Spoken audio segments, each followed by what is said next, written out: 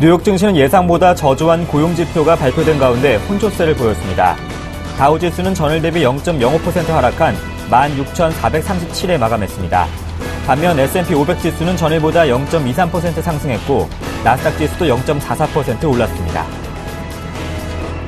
유럽 주요 증시는 상승 마감했습니다. 미국의 지난해 12월 고용 지표가 예상을 웃돌면서 연방준비제도의 양적 완화 정책이 유지될 것이란 기대에 증시가 긍정적으로 작용했습니다.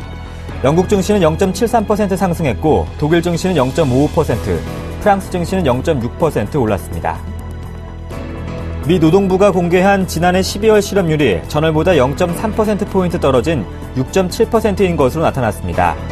이는 2008년 10월 이후 최저 수준으로 이전치와 같을 것으로 전망했던 전문가들의 예상을 웃돈 것입니다.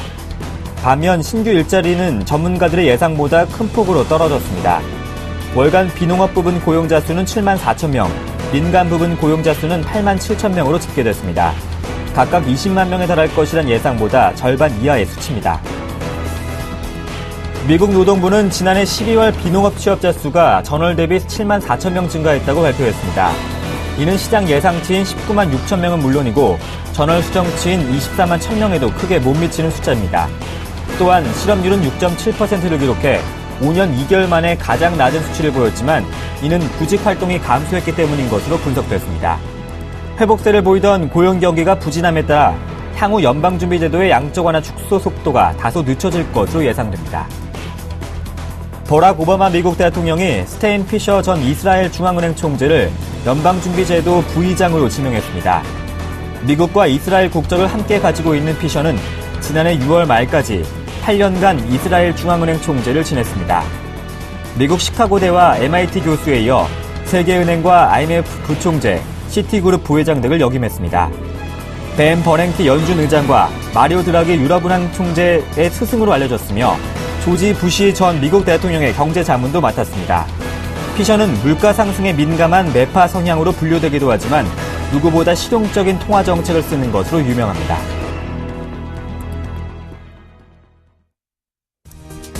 안녕하세요. 굿모닝 대박예감의 강동석입니다. 뉴욕 증시가 고용지표 부진에 따라서 등락을 거듭하다가 혼조로 마감했습니다. 고용지표가 쇼크에 가까운 모습을 보이면서 이로 인해서 연준의 양적 완화 축소 우려 가속화가 조금 줄어든 상황입니다. 12월 비농업 부분 취업자 수가 7만 4천 명 증가에 그치면서 3년여 만에 가장 낮은 수치를 보인 것이 악재로 작용을 했고 또한 그나마 실업률이 5년여 만에 가장 낮은 수치인 6.7%를 기록한 것도 구직 활동 감소에 따른 것으로 풀이가 되고 있습니다. 그러나 이 같은 고용 악화로 인해서 연준의 테이퍼링 가속화가 조금 줄어든 상황입니다. 이번 주는 주식시장뿐만 아니라 미국의 금융시장 속사정까지 가늠할 수 있는 미국의 대형 금융회사 4분기 실적 발표를 앞두고 있습니다. 마감된 글로벌 증시 확인해보고 또 고용지표에 따른 시장 분석까지 챙겨보겠습니다. 굿모닝 대박예감 지금 바로 출발합니다.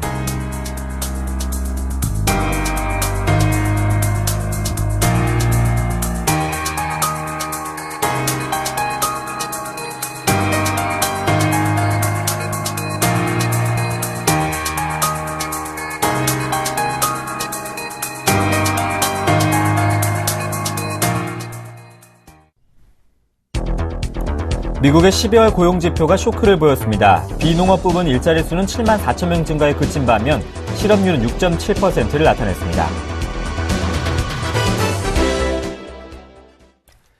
미국 고용지표가 예상 밖의 부진을 보이면서 테이퍼링이 다시 한번 도마 위에 올랐습니다. 자세한 소식을 토러스투자증권 김종수 팀장 연결해 보겠습니다. 안녕하십니까?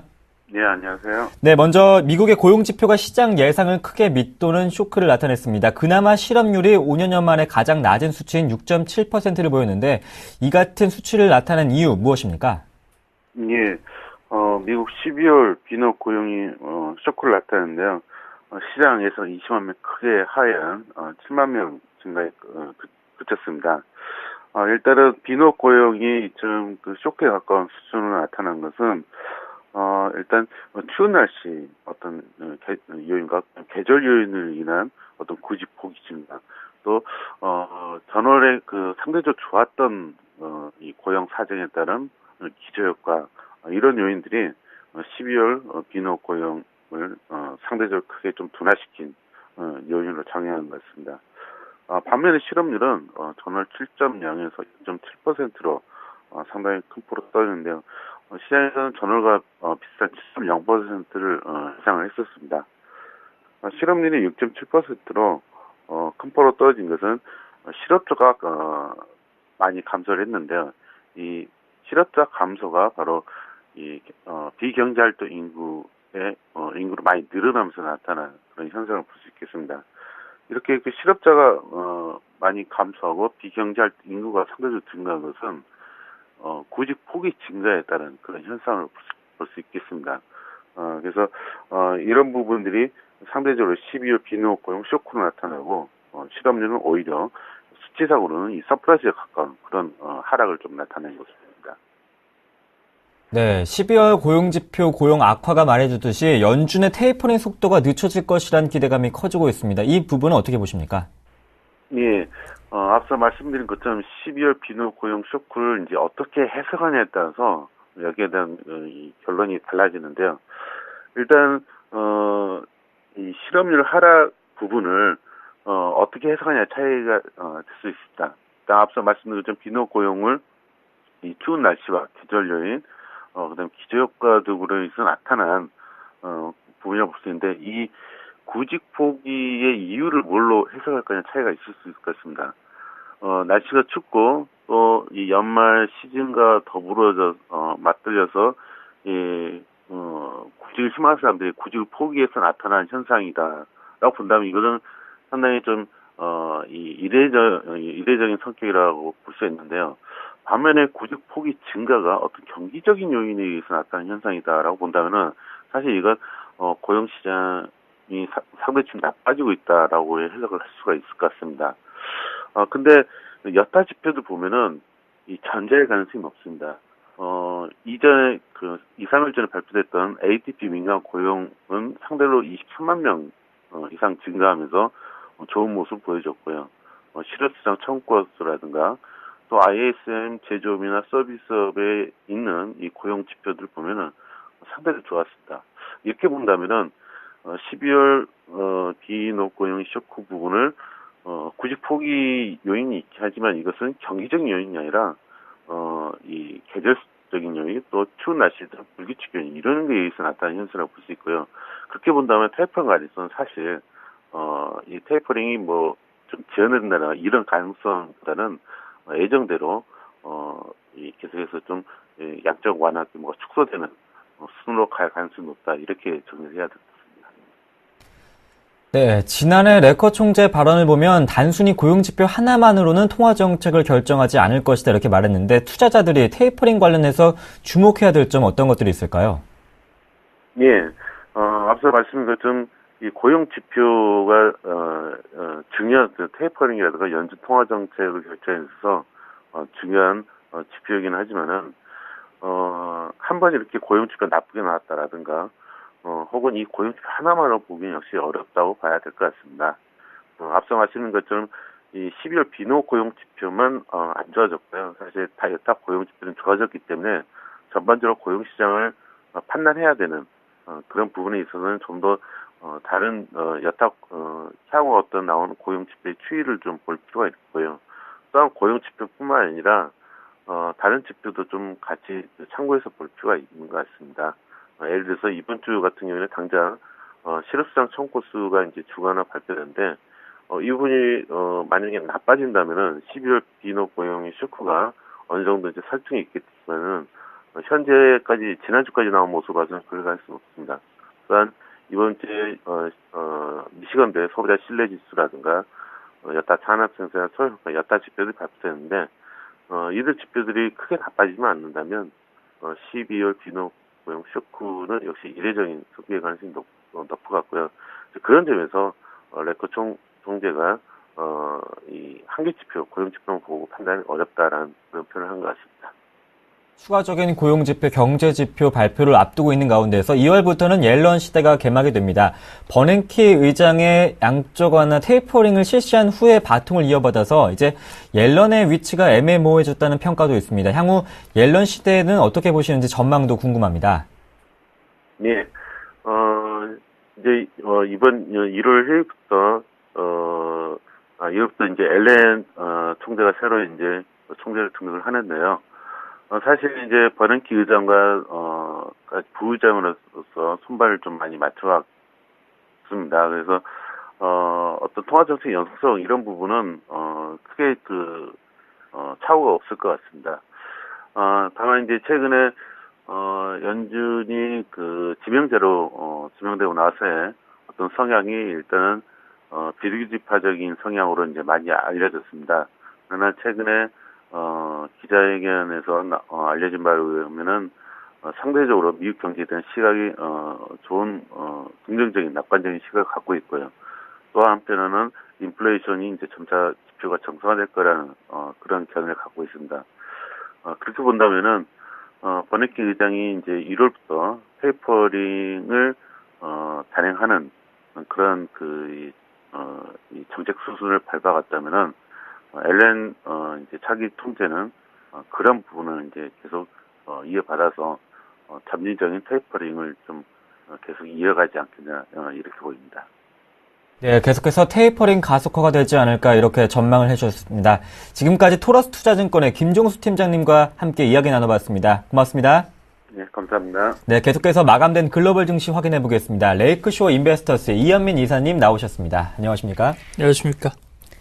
네, 미국의 고용지표 쇼크를 보여줬습니다. 미국 증시는 혼조세를 보였고 반면에 유럽 증시는 상승 마감했는데요. 자세한 마감 글로벌 증시 알려주시죠.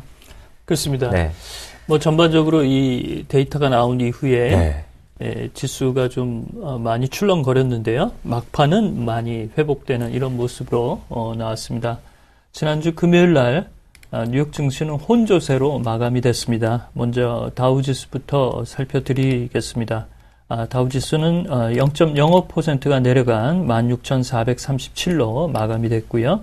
나스닥은 0.44%가 올랐습니다. 4,174포인트. S&P 500 지수는 0.23%가 오른 1,842포인트로 마감이 됐습니다. 유가와 금속 가격은 올라갔고 10년 만기 국채 수익률은 2.85%로 강세 기조를 띄웠습니다. 달러 환율이 103엔대로 진입했다는 소식, 이런 부분도 특징적이라고 볼 수가 있겠고요. 앞서 토러스의 김중수 팀장이 얘기를 좀 하셨는데요. 역시 12월 노동부가 발표하는 비농업 부분 일자리 수가 7만 4천 명에 그친 점, 이런 점이 다소 좀 변동성이 아주 크게 나타난 수치로 나왔습니다. 이 수치는 1978년 이후에 월별 수치로서는 최저 수준이라고 볼 수가 있겠고요. 실업률은 7% 수준을 예상을 했는데 이보다 떨어진 수치로 나왔습니다. 6.7%로 발표가 돼서 예상 밖의 실업률의 하강 속도는 매우 빠르다라고 볼 수가 있겠고요. 11월 미 도매 재고는 0.5%가 증가하면서 시장 예상치 0.4%를 웃도는 수치가 나왔습니다. 그렇지만 10월 1.3% 증가보다는 다소 부진한 수치라고 볼 수가 있겠습니다. 또한 지난 금요일에는 오바마 대통령이 스탠리 피셔 전 이스라엘 중앙은행 총재를 부의장에 지명한다라고 발표가 됐는데요. 상원의 인준을 받아야 되는 이런 절차를 남겨놓았다라고 볼 수가 있겠습니다. 유럽 증시는 전반적으로 미국의 고용지표 쇼크에도 불구하고 루프트한자의 올해 실적이 좋아질 것이다라는 이런 업계의 관측이나 회사의 발표, 이런 부분이 시장의 투자 심리를 이끌었습니다. 영국은 0.7% 올랐고 독일과 프랑스 0.5%와 0.6% 상승을 했습니다. 이탈리아와 스페인, 그리스 아테네 증시 모두 안정적인 상승세가 나왔다는 점, 이런 점이 특징이라고 볼 수가 있겠습니다. 네, 고용지표를 자세하게 살펴보면 실업률이 5년여 만에 가장 낮은 수치인 6.7%를 기록했지만 이 또한 구직 활동 감소의 영향이 컸습니다. 또한 비농업 부분 취업자 수가 7만 4천 명 증가에 그치면서 시장 예상치를 크게 하회했단 말이죠. 그렇습니다. 앞서 좀 잠깐 말씀을 드리긴 했는데요. 예상 밖에 좀 저조한 수치입니다. 실제적으로 수치만 보면 좀 우려할 수 있는 부분도 있고요. 우리 앵커께서 잠시 얘기를 아시다시피 테이퍼링 속도가 조금 늦춰지는 것이 아니냐 이런 시각들도 현재 미국 현지에서 튀어나오고 있는 상태입니다. 그렇지만 현재도 미국의 경기나 이런 부분을 보면 일기가 매우 좋지 않은 수준으로 들어가고 있습니다. 특히 이 냉혹한 한파로 인해서 많은 자동차들이 운행에 차질을 현재 빚고 있고 쇼핑 업계도 서비스 인력을 고용하는데 추가적으로 미온적인 흐름이 나타나고 있습니다. 또한 건설 근로자들이 밖에서 일을 하기에 녹록치 않은 이런 부분도 이런 고용을 증가시키는데 애로사항으로 현재 나온 것으로 볼 수가 있겠습니다. 현재 보는 시각은 경기보다는 일시적인 이런 일기불순 현상으로 인해서 건설이나 운송, 창고, 여행, 그 다음에 일부 관공서의 휴무까지 겹친 것이 이 일자리 수의 증가에 큰 영향을 미친 것으로 현재 풀이를 하고 있습니다. 현재 이제 그 ADP 민간 고용이나 10월과 11월 비농업 부분 일자리 수의 움직임을 보면 2개월 연속 20만 명 이상을 가져갔다는 이런 측면을 보면 추가적으로 1월과 2월에 수치를 조금 더 살펴보자는 이런 중지가 조금 더 높다라고 볼 수가 있겠습니다. 따라서 현재 그 6.7% 실업률이 이 에반스 룰 6.5%에 현재 근접한 수치로 볼 수가 있겠는데요. 이런 점에서는 연준의 포워드 가이던스를 제때 적절하게 수정하는 것도 숙제가 되지 않을까라고 볼 수가 있겠습니다. 네, 이번 고용지표 부진으로 1월 FOMC에서 좀 추가적인 테이퍼링에 대한 발언들이 나오지 않을까 이렇게 예상하고 있는데 어떻게 보시는지요? 그렇습니다. 뭐 영향은 있겠지만 네. 현재 그 진행되는 속도를 아주 그 중지시킬 수 있을 정도로 이렇게 이제 악재로 작용하지는 않을 것으로 볼 수가 있겠습니다. 고용 지표는 다소 현재 불투명한 부분이 1월에도 조금은 남아 있다라고 볼 수가 있겠고요. 그렇지만 미국의 경제 성장률이나 현재 여타 다른 지표들은 비교적 좋은 추세가 기조적으로 유지가 되고 있기 때문에 추가적으로 연준이 이런 부분을 조금 더 잘 살필 필요성은 있겠지만 현재 100억 달러 규모로 축소된 이 테이퍼링의 흐름은 기조적으로는 그대로 유지할 것으로 볼 수가 있겠습니다. 이 핑커의 빌 그로스도 올해 고용지표의 변수가 좀 남아있긴 하지만 올해 말로 테이퍼링 전체적으로 종료되는 그런 흐름으로 나타날 것으로 예상을 했고요. 그렇지만 이 올해 이제 매파적인 진영이지만 비둘기파적인 발언을 많이 하고 있는 이 미니애폴리스의 나라에마 코차라코타 총재는 현재 연준의 양적 완화 축소 기조를 오히려 가속화하는 것보다 양적 완화 기조를 더 늘려야 된다라고 얘기를 하고 있습니다. 일부 이런 그 의결권이 있는 총재들의 변수들이 어떤 방향으로 나올지 이런 부분도 상당히 관심이라고 볼 수가 있겠습니다. 네, 이번 주는 미국의 대형 금융회사 4분기 실적 발표를 앞두고 있습니다. 앞서 발표한 알코아의 실적이 시장 예상치를 크게 밑도는 수치를 나타냈단 말이죠. 그렇습니다. 거기다 바레인 쪽에서 뇌물 공여 혐의 때문에 증권감독당국의 벌금형까지 현재 받은 추세고요. 네. 지난주 실적 발표 기업을 보면 몬산토나 일부 메이시스 백화점이 점포 폐쇄와 고용 인력을 해고한다. 이런 그 내용들이 좀 전해졌는데요. 실질적인 수치상으로는 별반 시장의 기대만큼은 조금 못 올라온 이런 구석이라고 볼 수가 있겠습니다. 이번 주에 이런 분위기를 좀 바로 잡을 수 있는 주로 투자은행과 상업은행의 실적에 조금 기대를 한다고 볼 수가 있겠는데요. 지난 3분기 때 모건 스탠리나 웰스파고 등 일부 투자은행과 상업은행의 실적은 굉장히 그 시장이 기대치만큼 유지를 했습니다. 이번 4분기에도 이 정도 수준은 현재 유지될 것으로 볼 수가 있겠고요. 다만 모기지 부서의 인력을 좀 조정하는 문제, 그 다음에 JP 모건의 추가적인 시장 교란 요인 이런 부분을 조금 더 살필 필요가 있다라고 볼 수가 있겠습니다. 이번 주에는 17일 날 모건 스탠리가 실적을 발표하고 14일에는 JP 모건, 그다음에 15일에는 뱅크 오브 아메리카 멜린치 등이 굵직한 실적 발표가 현재 대기가 되고 있고요. 전반적으로 소비 시즌에 소매주들의 경기는 현재 좋지 않을 것으로 예상이 되고 있기 때문에 이번 주 은행주에 대한 실적 눈높이는 시장의 분위기를 가늠할 수 있는 방향타가 될 것으로 보겠습니다.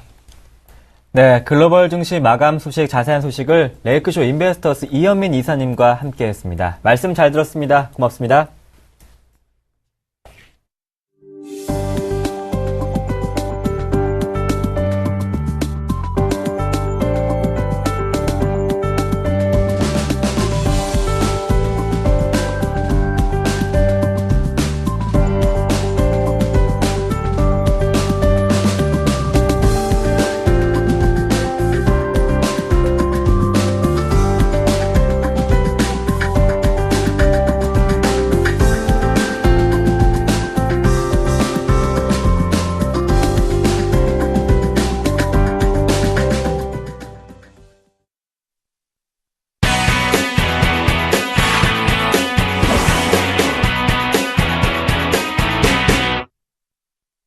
오늘장 전략 시간입니다. 유스탁 유창희 대표님과 함께합니다. 안녕하십니까? 안녕하십니까? 네, 지난 금요일 외국인이 프로그램 매도로 1940선을 하회했습니다. 코스닥은 엿새 만에 하락했지만 510선은 지켜낸 분위기. 먼저 마감된 증시 소식부터 한번 챙겨볼까요? 네, 지난주는 좀 수급적인 우려감이 좀 작용을 하면서 지지라인이 조금 붕괴되려고 하는 모습을 연출하면서 일주일을 좀 마감을 했습니다. 이런 이유가 이제 옵션 만기에 대한 부담감하고, 금리 동결에 대한 실망감이 작용하면서 투자자의 심리가 좀 좋지 못했던 이유가 아닌가 생각을 좀 하고 있고요. 무엇보다도 이제 유가증권 시장에서 외국인이 좀 매수가 들어왔습니다만 선물을 통해 가지고 좀 강하게 매도가 나오는 바람에 시장을 좀 여전히 부담을 주고 있는 것을 연출시켰고요. 코스닥 같은 경우는 중소형주의 가격 메리트에 따라서 상대적 강세를 띄었었습니다만은 일단은 단기적으로 좀 많이 올라왔던 부분들이 있기 때문에 좀 가격적인 부담감이 좀 형성됨을 좀 연출시키면서 지난 금요일장이 좀 마감됐었던 부분들이 좀 있었고요. 대형 수출주들이 실적에 대한 부담감을 좀 하락세로 좀 마감을 했고요. 특히 그 중에서 조선주들이 약간 지지라인을 좀 붕괴했다는 부분들이 좀 아쉬운 감이 있고요. 대신에 이제 LED라든지 카지노, 그리고 디스플레이 관련된 부품주들은, 여전히 견조한 상승세를 유지하면서, 한 주를 좀 마감한 것이 특징이 아닌가 생각하고 있습니다. 네. 월요일이 시작됐습니다. 먼저 고용지표가 부진함에 따라서 이제 실적 발표를 앞두고 있는 금융시장 쪽에서도 눈이 실리고 있는데 이번 주 좀 중요하게 봐야 될 지표들 어떤 것들이 있을까요? 이번 주 경제지표 좀 보신다라면은, 네. 좀 상당히 많이, 경제지표도 있고 기업 실적, 본격적인 미국도 이제 기업 실적 시즌에 들어가기 때문에 그런 걸 좀 보셔야 될 것 같은데 오늘 같은 경우는 이제 미국 12월 연방 재정수지 동향 발표를 앞두고 있고요. 1월 14일 내일은, 일본 11월 경상수지, 미국 12월 소매 판매 동향, 미국 12월, 수입 물가 동향, 그리고 미국 11월 기업 재고 동향 발표를 앞두고 있고, 기업은 JP 모건 체이스가 실적 발표를 앞두고 있고요. 그리고 1월 15일 수요일에는 미국 12월 생산자 물가 지수, 미국 1월 엠파이어 스테이트 제조업 지수, 그리고, 뱅크 오브 아메리카가 실적 발표를 앞두고 있고요. 1월 16일 목요일에는 미국 12월 소비자 물가지수, 미국 주간 신규 실업수당 청구 건수, 미국 1월 필라델피아 여는 제조업 지수, 미국 1월 NAHB 주택시장지수 발표를 앞두고 있고 기업은 블랙록하고 시티그룹, 골드만삭스가 실적 발표를 앞두고 있고요. 1월 17일 금요일에는 미국 12월 건축 허가 동향, 미국 12월 주택 착공 건수, 미국 12월 설비 가동률, 미국 12월 산업 생산, 미국 1월 미시건대 소비자 신뢰지수 발표를 앞두고 있고요. 기업은 인텔, 모건 스탠리, 제너럴 일렉트릭 이 실적 발표를 앞두고 있습니다. 네, 이제 대형 금융회사들의 4분기 실적 발표를 앞두고 있습니다. 이번 주 증시 전략이 궁금합니다. 1930선을 지지할 수 있을지 코스닥도 엿새 만에 매도로 돌아섰단 말이에요. 네, 일단은 이번 주 증시 전략이 상당히 중요하다 생각하고 네. 있는데, 무엇보다도 이제 외국인의 수급 변화가 상당히 중요하다 생각을 하고 있고요. 그 중에서도 이제 외국인의 그 수급 변화 움직임이 그 현물 매수에 조금 영향을 미칠 수 있기 때문에 그런 것을 좀 지켜봐야 되지 않을까 생각을 좀 하고 있고요. 무엇보다도 이제 아까 말씀하신 것처럼 해외 기업이 본격적 어닝 시즌을 진입을 하는데, 먼저 금융주들이 실적 발표를 먼저 시작을 하죠. 특히 이제 화요일 같은 경우도 JP 모건 체이스, 그리고 수요일엔 뱅크 오브 아메리카, 그리고 목요일에도 시티그룹, 골드만삭스, 그리고 17일에는 모건 스탠리, 이렇게 매일같이 대형 금융 회사들이 실적 발표를 하기 때문에, 미국 같은 경우는 물론 제조업이 상당히 중요하지만서도 금융주들, 금융회사들의 실적이 어찌됐든 더욱더 시장의 분위기를 좀 한층 고조를 시키냐, 아니면 약간 냉랭하게 만드느냐는 것을 좀 그 시작을 올리기 때문에 그걸 좀 관심 있게 봐야 되지 않을까 생각을 좀 하고 있고요. 기술적으로 보신다라면은 코스피 시장 같은 경우는 1930포인트의 지지 여부가 상당히 중요하다 말씀드리고 싶어요. 일단은 뭐 지난주에도 그렇게 말씀드렸습니다만은, 지난주에 그 반등 자체가 거의 미약했었다고 보시면 될 것 같아요. 그냥 단순하게 안 빠진 것이지, 반등이 나왔다라고 말하기는 좀 힘든 상황에서, 결국에는 그 금요일하고 목요일하고 하락세로 마감이 되면서 다시 한번 지지라인에 대한 체크를 좀 보이고 있다는 것이죠. 근데 기술적으로 본다면 이런 것은 대부분이 지지를 하기보다는 약간 이탈시키는 모습을 연출시키는 경우가 많고, 만약에 이 자리가 이탈된다라면은 1900포인트까지는 조금은 추가적인 하락이 나올 수 있다라는 거 대비를 해야 되지 않을까 생각을 하고 있고요. 코스닥 시장 같은 경우도 마찬가지입니다. 아까 말씀드린 것처럼 어쨌든 483포인트대에서 510포인트대까지 거의 30포인트 가까이를 조정 없이 올라왔다는 것이죠. 거의 한 3주 가까이 한 랠리를 좀 보인 것인데, 이렇게 랠리를 보인 상황에서 일단 510에서 515포인트는 저항이 작용할 수 있는 위치에 놓여 있고요. 또 단기적으로 좀 많이 올라왔다라는 분위기가 조금 형성될 수 있기 때문에 코스닥 같은 경우는 일시적인 조정이 나온다고 해서 나쁘진 않습니다. 다만 일시적인 조정이 나왔을 때 503포인트 전후가 얼마나 잘 지지가 되는지, 또 하나가 코스피 시장이 큰 폭으로 밀리게 되면 코스닥도 결국에는 속절없이 같이 빠지는 경우가 많이 있기 때문에 그런 것이 연출이 어떻게 연동돼 가지고 나오는지 좀 보셔야 되지 않을까 생각을 하고 있고요. 지난주에도 제가 말씀을 드렸습니다만은, 일단은 시장 자체가 아직은 불확실성이 여전히 남아 있는 상황이기 때문에 현금 50% 정도는 좀 계속 보유를 하시고 있어야 된다. 그래서 제가 지난주에 지수가 상승을 하든 하락을 하든 현금 50%를 좀 확보를 해놓자라고 말씀드렸었는데, 이번 주 초반에도 일단 비슷한 전략, 현금을 좀 보유하시면서 시장을 좀 대응할 필요가 있지 않을까 생각을 하고 있고요. 업종별 혹은 종목별을 대응을 하신다라면은, 카지노주가 뭐 외국인 전용 카지노든 국내 전용 카지노든 결국 카지노주들이 지난주 강세를 띄었던 부분들이 매물을 돌파를 시키려고 하는 모습을 띄면서 마감했다는 부분들, 그렇다면 추가적인 상승 충분히 나올 수 있는 권역이다라고 말씀드리고 싶고요.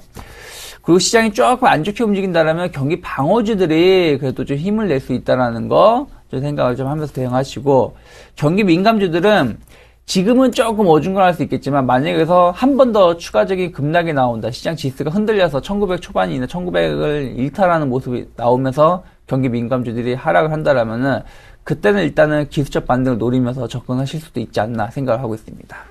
네, 오늘장 전략은 코스피는 1930 지지 여부가 중요한 상황 속에서 이탈이 나온다면 1900까지 열어놓고 대응을 하고, 또 코스닥은 일시적인 조정이 나온다면 503선 지지 여부가 중요한 상황 속에서 포트폴리오는 현금 비중을 50% 정도 유지해보자, 이렇게 말씀해 주셨습니다. 지금까지 유스탁의 유창희 대표님과 함께했습니다. 고맙습니다.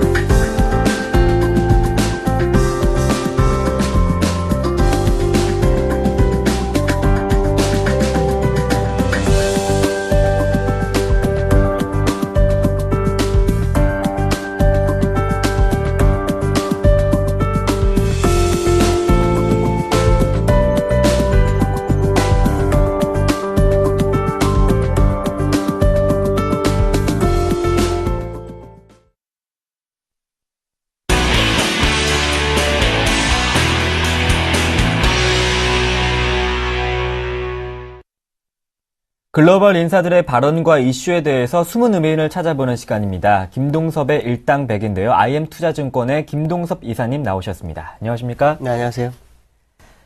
김동섭의 일당백 본격적인 첫 번째 라운드 시작해 보겠습니다.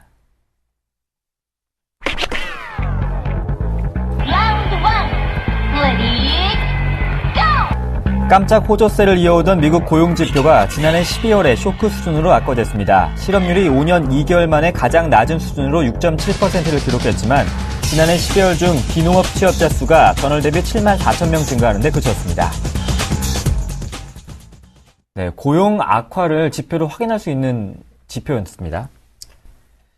일단 두 개가 굉장히 중요한 것 같죠. 네. 하나는 이제 그 FMC에서 계속 회의를 하면서 에반스를 6.5%의 실업률에 근접한 실업률이 6.7% 나왔다라는 거.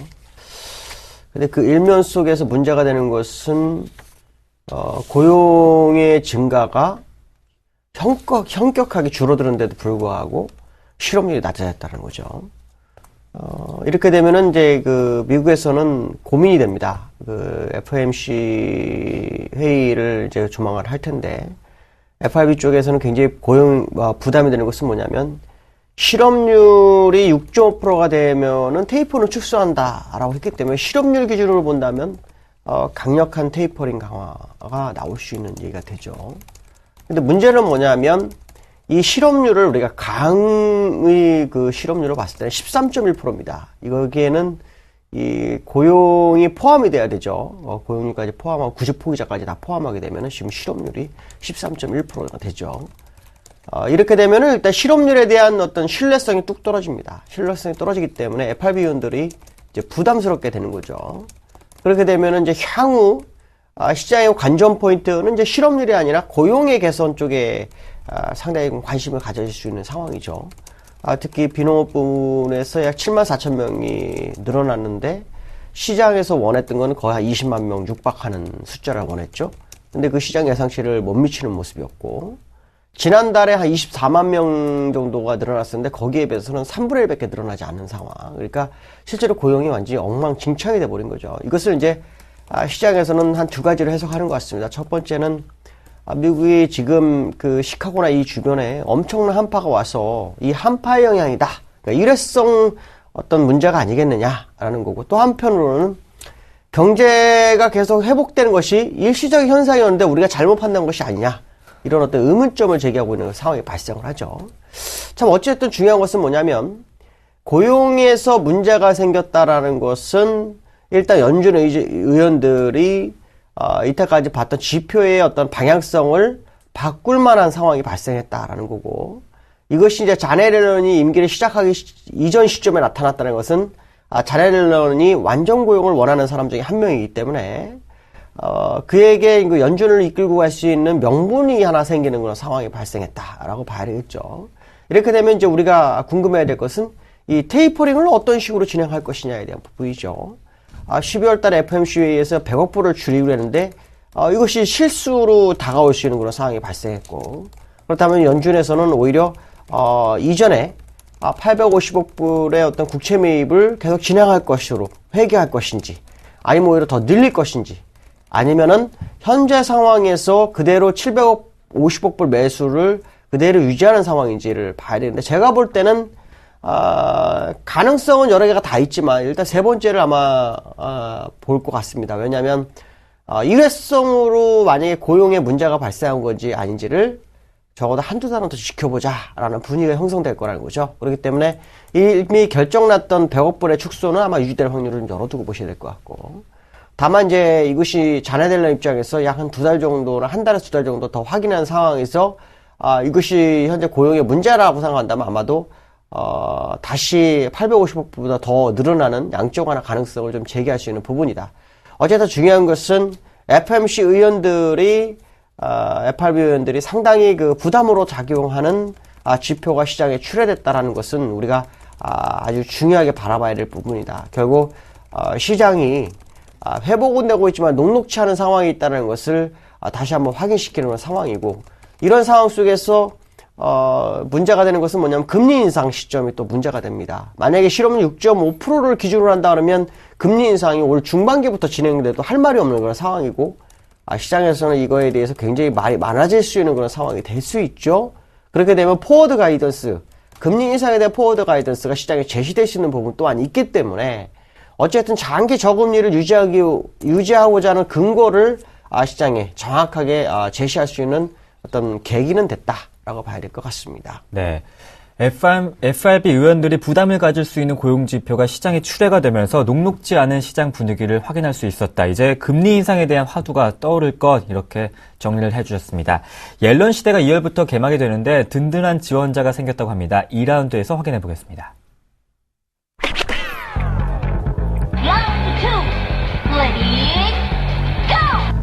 미국 연방준비제도 이사회 신임 부의장으로 스탠리 피셔 전 이스라엘 중앙은행 총재가 지명됐습니다. 오바마 대통령이 옐런을 잘 보좌할 수 있는 인물로 피셔 전 총재를 지명했네요. 피셔를 이제 지명을 했죠. 네. 지명할 거다 뭐 했었는데 주말에 지명을 했습니다. 이제 지명을 했는데 이 피셔라는 사람은 이스라엘 중앙은행을 2005년부터 맡고 있었다가 작년 6월에 그만뒀죠. 그러니까 굉장히 장기간 집권을 했었고 그때마다 상당히 위기를 잘 이겨냈습니다. 과거에 뭐 러시아 사태도 이분이 아마 했다고 하죠. 근데 이분을 지명하게 된 배경을 보면은 자넷 옐런이 추천을 했다고 하죠. 그래서 자넷 옐런이 계속해서 찾아가가지고 부의장을 맡아달라고 했다고 합니다. 근데 지금 자넷 옐런 입장에서는 굉장한 선택을 잘한 상황이 됐죠. 왜 그러냐면 지금 자넷 옐런이 양적 완화를 프로그램을 짜서 뭐 벤버랭키 진행했지만 연준 의원들에는 자넷 옐런과 동격 정도의 어떤 경력을 가진 사람들이 서로 싸움이 굉장히 많습니다. 그래서 자넷 옐런이 사실 집권하고서 연준을 끌고 갈 수 있을까라는 걱정을 좀 했었는데 이 피셔가 등장함으로 인해서 이제 자넷 옐런 입장에서 굉장히 수월하게 시장을 이끌고 갈 수 있는 상황이 된 것 같습니다. 왜냐하면 이 연준 의원들을 기준으로 봤을 때는 거의 선생님이죠. 학생과 제자 사이 정도가 됩니다. 특히 참 재미난 것은 뭐냐면 벤버랭키의 스승이 부의장으로 왔다는 것도 참 무서운 일이긴 하지만 어쨌든 중요한 것은 굉장히 그 역할이 굉장히 커질 수 있다는 거. 또 마리오 드라기도 스승이죠. 또 레리 서머스한테도 스승입니다. 그 다음에 얼마 전에 레리 서머스하고 긴축에 대해서 논의했던 블랑샤르, IMF의 수석 이코노미스트죠. 이 사람한테도 스승이죠. 지난번에 전미경제학회 때 사회를 봤던 것이 피셔인데, 그 당시에 연준의 매파들, 뭐, 제임스 블라드라든가, 플로셔라든가 이런 사람들이 참여했을 때, 피셔가 질문을 던질 정도로 학생 다루듯이 했다고 하죠. 2008년도, 2007년도에 서프라임 모기지가 왔을 때, 당신들이 그 자리에서 임기를 진행하고 있었는데, 그때는 왜 대응을 못했고, 지금 미국이 도전받을 과제가 무엇이며 무엇을 해야 되는지를 한번 얘기해봐라 라고 했는데 진땀 뺐다고 하죠. 그 정도로 피셔의 영향력이 클 수 있다라는 거죠. 이 얘기는 우리가 이제 다르게 해석한다면 그동안 제가 자넷 옐런의 변종매가 될 수 있다라는 우려감을 좀 불식시킬 수 있고, 그 다음에 두 번째로는 자넷 옐런이 비둘기로서 양적 완화를 진행할 수 있는 소지가 굉장히 클 수 있는 그런 상황입니다. 왜냐하면 지난 12월 달에는 자넷 옐런도 지명자 입장이었기 때문에 사실은 상원에 통과 못하면 소용이 없는 상황이었죠. 그렇기 때문에 아마도 연준 의원들의 모든 의견을 다 수렴해줘서 벤버랭키 의장 입지를 세워주면서 마무리했던 것 같은데, 이제는 이제 연준 의장이 됐기 때문에 자기의 어떤 목소리 톤을 높일 수 있는 상황이 도래한 것으로 봐야 된다. 그렇기 때문에 피셔의 역할을 통해서 그가 주장하고자 하는 어떤 양적 완화, 특히 처음에 자넷 옐런이 임기 지명됐을 때 상원에 가서 증언을 할 때 뭐라 그랬냐면 양적 완화가 너무 조기에 일찍 멈추는 것은 시장에 충격을 줄 수 있다라는 얘기를 하면서 사실 양적 완화 강화 가능성을 제기했다가 12월에 바뀌었거든요. 그렇다면 다시 회귀 가능성도 되고, 거기에 앞에서 말씀하신 것처럼 자넷 옐런처럼 완전 고용을 원하는 사람한테는 아주 좋은 계기가 된 것이 아니냐라는 생각을 해봐야 될 것 같습니다. 네. 자넷 옐런이 간청한 피셔 전 총재, 이제 부의장으로서 자기와 함께 시장을 잘 이끌어 나갈 자기 편을 만든 격이 된 것 같습니다. 계속해서 3라운드 진행해 보겠습니다.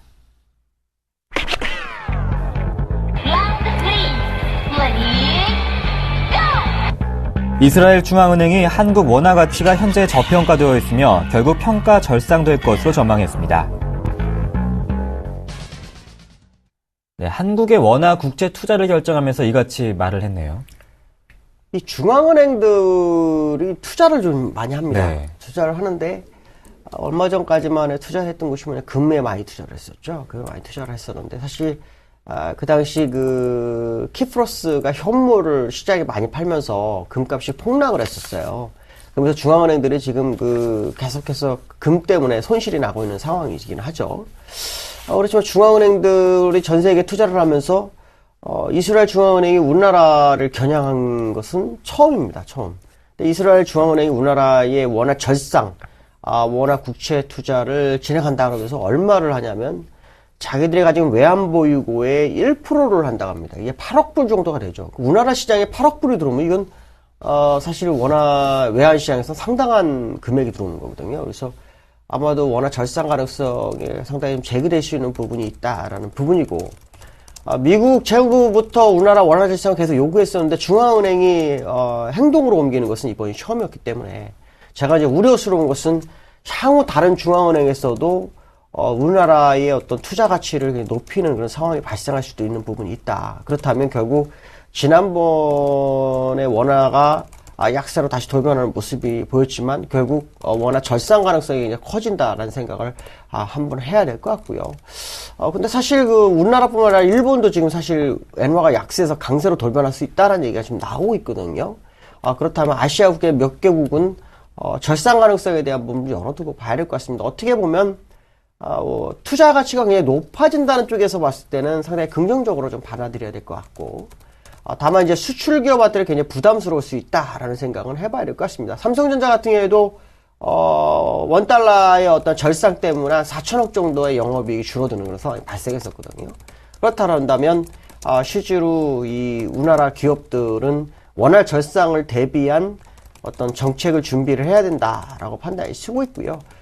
그렇지만 과거 사례를 봤을 때 우리나라 원화 절상이 되더라도 충분히 방어가 되는 그런 상황이 될 거라고 판단이 쓰고 있습니다. 다만 원화 절상을 원화 약세로 우리나라 끌고 가기 위한 우리나라도 전략을 구사를 해야 되는데 이것이 이제 중앙은행에서 할 수 있을지 이게 굉장히 중요한 관건이고요.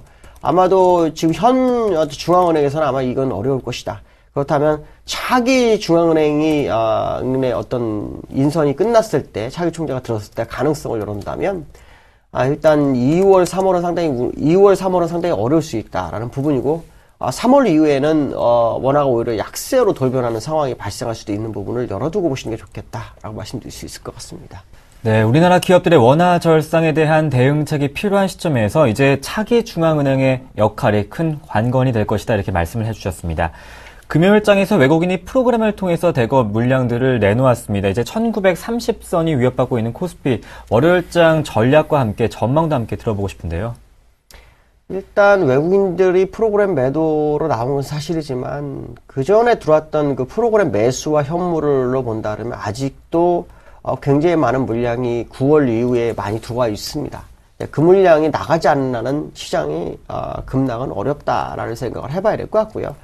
다만 이제 걱정이 뭐냐면 선물을 어떤 매매자들이 참 이상한 매매를 하죠. 지난번에 고점에서 한 6거래일 동안 한 25,000개 매수했다가 순식간에 손해보면서 10포인트를 끌어내리면서 매도로 전환하는 모습을 보이는데 참 돈이 많죠. 막 시장에다 돈을 뿌리고 다니는 모습인데 제가 볼 때는 그들이 다시 환매수 가능성에 대한 부분을 좀 열어두고 보시면 좋겠고요. 기술적 분석으로 보면 지금 자리가 그렇게 무너질 자리는 아닙니다. 이게 월봉 차트인데요. 월봉 차트를 보시면 추세선의 연장선에 그대로 유지하고 있는 상황이기 때문에 제가 볼 때는 조정은 거의 마무리 국면이 아닐까라는 생각을 한번 해보고 있고요. 그 다음에 이제 그 일봉 상황인데요. 일봉 상황을 보시면 제가 선을 여기는 안 그어놨네요. 이렇게 그어볼 필요성이 있습니다. 이렇게 그어보시면 요 지점 첫 번째, 두 번째, 세 번째가 돼서 반등 가능성이 높죠. 근데 여기 공통점이 있죠. 한 달 간격입니다. 여기 11월 13일, 12월 13일, 그 다음에 지난주 금요일 1월 10일, 그러니까 오늘 1월 13일이 되죠. 그래서 요 근처 몰에서 반등 가능성이 굉장히 높다라고 보여지고 있고요. 만약 일목균형파상으로 한 번 더 밀리는 상황이 발생한다면은 지수는 1900포인트까지는 밀릴 수 있습니다. 거기까지는 가능성을 열어야 되지만 아마 그 밑으로는 더 내려가기 힘들다라는 부분이고요. 앞에서 말씀드렸처럼 외국인들의 매수 프로그램 매도가 나왔지만 그들이 들어온 자리를 한번 찾아볼 필요성이 있는데 여기서부터 들어왔죠. 여기서부터 여기까지 들어온 게 거의 현금으로 한 13, 4조가 되고 프로그램 매수까지 하면 거의 한 18조 이상이 되는데 실제로 그 금액의 약 80%가 어디서 들어왔냐면 요 정도에서 들어왔습니다. 9월 9일 시점에서 들어왔죠. 그 자리가 1914포인트에서 들어와서 2063까지 들어왔습니다. 그렇다면 이들이 들어온 물량이 지금 지수 대비로 나갈 이유가 전혀 없다는 거죠. 그러니까 의도적으로 미는 정도로 보시는 게 좋겠고 그 다음에 기관들의 12월 4일 요 지점부터 요 음봉부터 여기 장대음봉 세기 전에 양봉이 있죠. 여기까지 매수가 들어왔었습니다. 여기가 3조 8천억 정도가 진입한 것으로 보았을 때는 지금의 어떤 누르는 것은 가짜일 확률을 열어두고 보시는 게 좋겠다라고 말씀드릴 수 있을 것 같습니다. 네, 조정이 마무리되는 국면이다. 이제 반등 가능성이 높은 상황 속에서 1900은 열어놓고 이렇게 대응해보자 말씀을 해주셨습니다. IM투자증권의 김동석 이사님과 함께했습니다. 고맙습니다. 네, 감사합니다.